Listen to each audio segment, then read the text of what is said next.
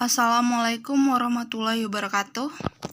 Hai semuanya, sehat-sehat aja kan? Harus sehat dong. Di tengah pandemi kayak gini, kita harus punya semangat yang lebih. Karena orang sehat pun bisa terkena virus tersebut. Jadi, jangan lupa untuk bersih-bersih, cuci tangan yang bersih, dan jangan lupa pakai masker dan bawa hand sanitizer kemanapun kalian pergi. Oke? Sebelumnya perkenalkan, nama saya adalah Rizka Andini. Saya mendapat tugas dari Bapak Indra Eskom MTI selaku dosen mata kuliah Interaksi Manusia dan Komputer. Di sini saya akan men-share kalian semua tentang kebergunaan atau usability. Dalam kebergunaan atau usability, ada elemen yang terpenting dalam pemeliharaan dan pembuatan yang berhubungan dengan website juga blog.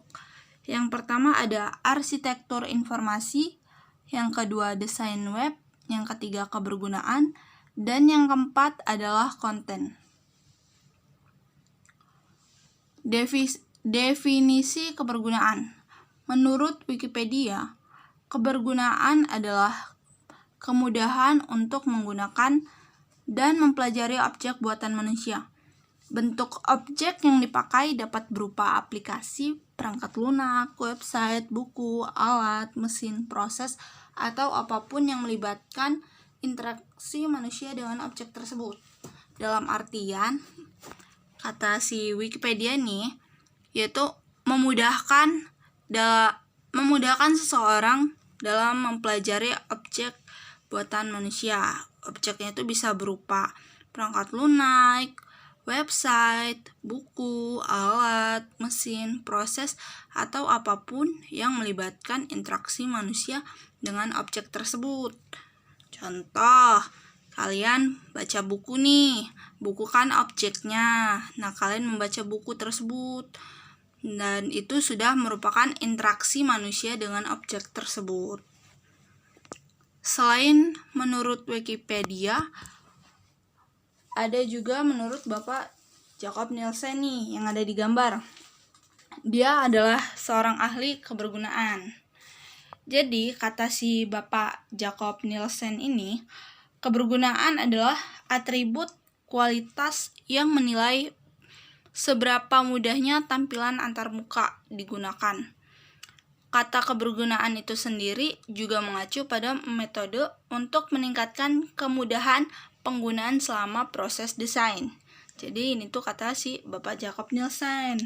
Selanjutnya, secara generalnya, kebergunaan adalah derajat kemampuan suatu perangkat lunak untuk membantu pengguna menyelesaikan suatu tugas. Keberhasilan sebuah sistem ditentukan oleh guna.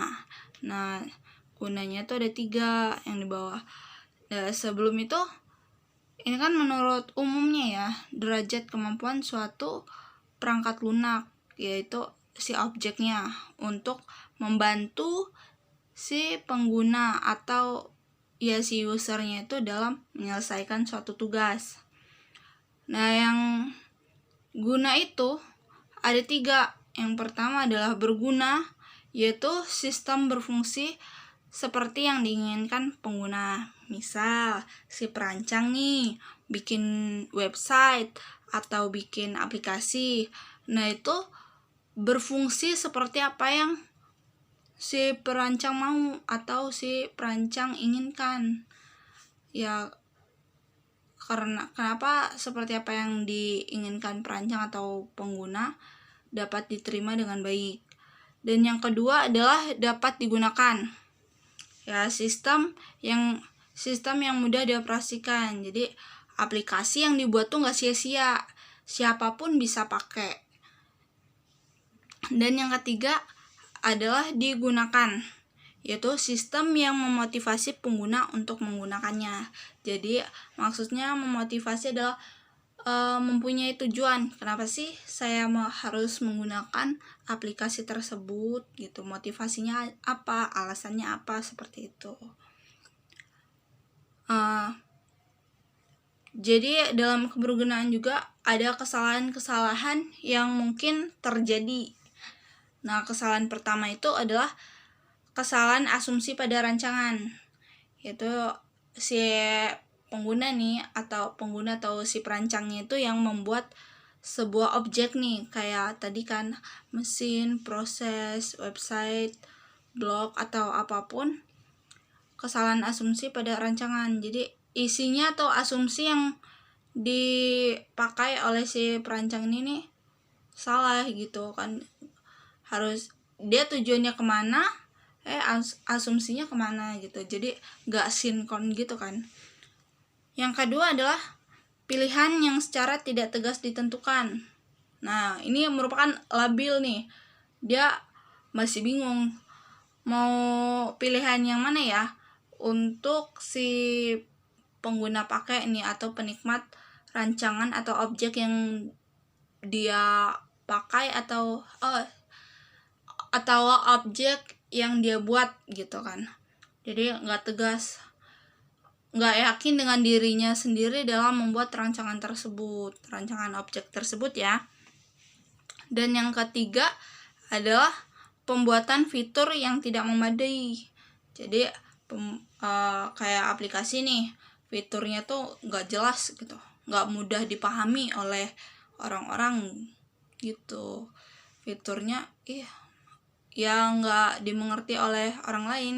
Jadi akhirnya si aplikasi tersebut atau objek tersebut malahan akan membuat si pengguna itu meninggalkan rancangan yang telah dia buat itu sendiri. Itu sih yang kesalahan yang mungkin terjadi.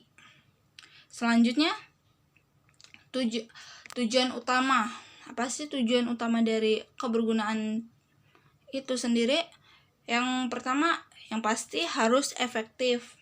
Kalau digunakan itu harus efektif banget. Dan yang kedua, harus efisien. Kita nggak mau dong buang-buang waktu dalam membaca atau menikmati objek tersebut seperti blog, website, aplikasi, perangkat lunak. Buat apa kita pakai kalau misalnya nggak efisien? Buang-buang waktu aja kan. Terus yang ketiga harus aman saat menggunakannya. Ya mungkin ada beberapa aplikasi atau website yang bisa merugikan si pengguna atau penikmat, karena mereka itu bisa mengambil data apa yang kita mau.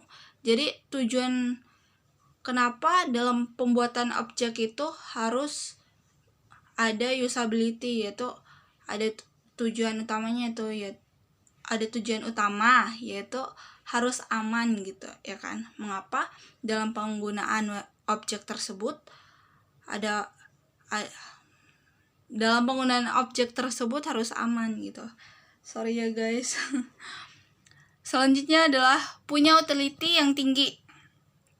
Kemudian mudah untuk dipelajari bagi user saat pertama kali menggunakannya.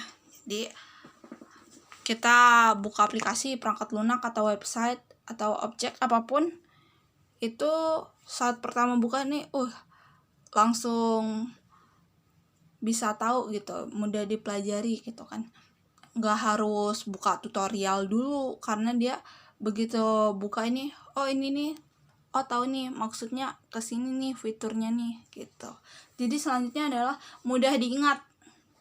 Jadi harus dalam membuat fitur juga atau rancangan itu sendiri ya, desainnya harus sesimpel mungkin yang bisa diingat oleh siapapun atau si usernya gitu. Selanjutnya sebuah web. Jadi ya web itu objek ya. Sebuah web dengan usability atau kebergunaan yang buruk akan ditinggalkan oleh penggunanya. Nah, kondisi yang akan membuat pengguna meninggalkan sebuah web, yang pertama adalah web sulit digunakan dan ribet saat menggunakannya. belibet gitu kan, kayak benang kusut lah gitu. Kalau udah kusut kan susah tuh balikinnya. Ya kayak gitulah penggambarannya sih, seperti benang kusut. Selanjutnya adalah homepage tidak menjelaskan tentang apa yang ditawarkan oleh perusahaan dan apa saja yang dapat dilakukan oleh pengguna pada web tersebut. Nah, itu juga salah satu yang bisa atau kondisi yang akan membuat pengguna meninggalkan sebuah web tersebut. Nah, kan ini tentang apa yang ditawarkan oleh perusahaan dan apa saja yang dapat dilakukan oleh pengguna pada web tersebut. Tidak menjelaskan gitu. Jadi tak tahu begitu kita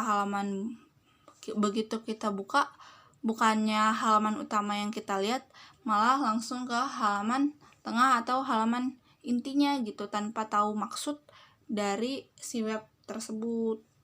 Selanjutnya, pengguna mendapatkan adanya kesalahan pada web meskipun kesalahan tersebut kecil. Mungkin sebagian dari kalian menemukan hal-hal kayak gini ya, yang bisa memungkinkan kalian tuh meninggalkan website tersebut gitu. Walaupun kesalahan kecil juga. Ya mungkin perancang tidak bisa melihat, cuma si penggunanya gitu yang menyadari si penggunanya. Selanjutnya adalah informasi web sulit dibaca maupun sulit dimengerti dan tidak mampu menjawab pertanyaan-pertanyaan pengguna. Nah, informasinya tuh nggak jelas gitu kan. Informasinya tuh setengah-setengah, nggak bisa dibaca sama si pengguna. Nggak ngerti gitu, maksudnya terlalu baku gitu.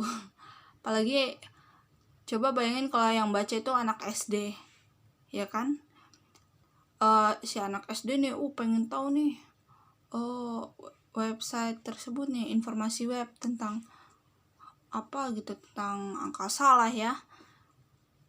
Nggak ngerti nih bahasanya. Nah, si perancang atau si pengguna, si perancang ya, si perancang yang membuat web itu atau objek tersebut itu tidak menjelaskan gitu kan. Bisa si angkasa itu artinya apa sih, maksudnya apa sih gitu, sulit dibaca, sulit dimengerti oleh si pengguna gitu maksudnya. Jadi kalau misalnya bikin web itu ada kata-kata yang memungkinkan menimbulkan pertanyaan oleh si pengguna, itu kalau bisa harus dijelaskan gitu. Jadi kalau misalnya nggak dijelaskan, apa sih tengarti gitu ya, kalau kata bahasa Sundanya mah nggak ngerti gitu. Oke, mungkin itu aja yang dapat saya sampaikan, yang dapat saya bagikan ke kalian semua. Semoga bermanfaat dan terima kasih. Dan mohon maaf bila banyak banget kata-kata yang kurang, dan maaf juga bila menyinggung perasaan kalian. Terima kasih, semoga bisa memaklumi kalian ya. Bye. Wassalamualaikum warahmatullahi wabarakatuh.